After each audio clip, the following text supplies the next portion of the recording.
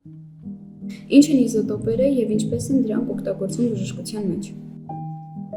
Ատոմները կազմված են պրոտոններից, նեյտրոններից և էլեկտրոններից, բայց երբ ատոմի ներսում նեյտրոնների թիվը փոխվում է, ստացվում են իզոտոպեր։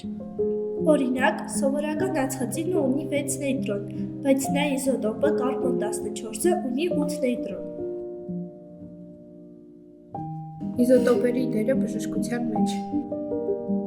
Իզոտոպերը շատ կարևոր են բժշկության մեջ, դրանք օգտագործվում են ինչպես ախտորոշման, այնպես էլ բուժման համար։ Որոշ իզոտոպեր օգտագործվում են քաղցկեղի և այլ հիվանդությունների բուժման համար։